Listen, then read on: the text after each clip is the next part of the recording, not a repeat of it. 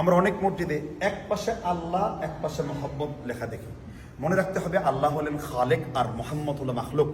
আমরা যেন কখনো খালেকের সাথে মাখলুককে একীভূত না করে ফেলি। আপনারা শিরক বিদআত থেকে দূরে থাকবেন।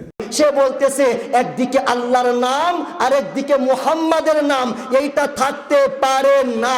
কারণ আল্লাহ হচ্ছে সৃষ্টিকর্তা, মুহাম্মাদুর রাসূলুল্লাহ উনি হচ্ছেন সৃষ্টি।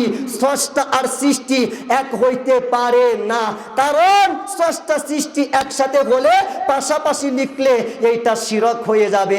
সম্মানিত বাবাজিরা, তোমার ফতোয়া যদি এই হয় স্রষ্টা আর সৃষ্টি পাশাপাশি হইলে কাছাকাছি আসলে শিরক হয়ে যাবে। এবার আপনি বলেন, আজানের ভিতরে একদিকে স্রষ্টা আমার আল্লাহ আর একদিকে সৃষ্টি আমার নবী, আছে না না? একামতের মধ্যে একদিকে স্রষ্টা আমার আল্লাহ আর একদিকে সৃষ্টি আমার নবী। নামাজের ভিতরে একদিকে স্রষ্টা আমার আল্লাহ আর একদিকে সৃষ্টি আমার নবী।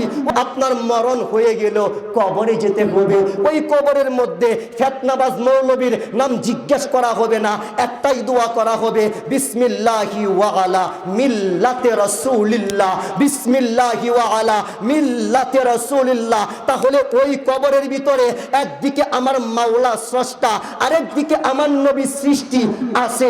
ওই কবরে তিনটা প্রশ্ন করা হবে, পারলে জান্নাতের সার্টিফিকেট, না পারলে জাহান্নামের আগুনের ব্যবস্থা করা হবে। নাম্বার 1 প্রশ্ন মার রব্বুকা, আল্লাহ সম্পর্কে। নাম্বার 2 প্রশ্ন মা দীনুকা, ধর্ম সম্পর্কে।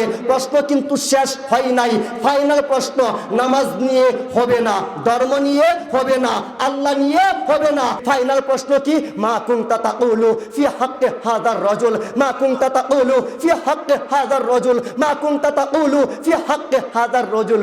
ওই যে দেখতেছো একজন নূরের চেহারাওয়ালা ব্যক্তি, দুনিয়ার জমিনে ওনার সম্পর্কে কি বলতা, কি বলতা, কি বলতা?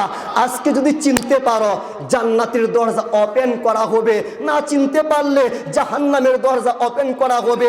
ওই তিনটা প্রশ্নের ভিতরেও একদিকে আমার স্রষ্টা আল্লাহ আর একদিকে সৃষ্টি মুহাম্মাদুর রাসূলুল্লাহ।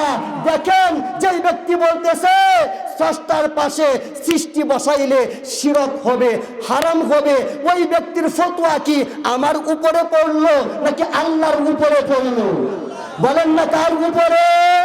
আল্লাহ তো নামাজের ভিতরে নিজের পাশে বন্ধুকে রাখছে, আজানের মধ্যে নিজের পাশে বন্ধুকে রাখছে, একামতের মধ্যে নিজের পাশে বন্ধুকে রাখছে, কবরের ভিতরে নিজের পাশে বন্ধুকে রাখছে, তাওরাতের ভিতরে নিজের পাশে বন্ধুকে রাখছে, ইনজিলের ভিতরে নিজের পাশে বন্ধুকে রাখছে।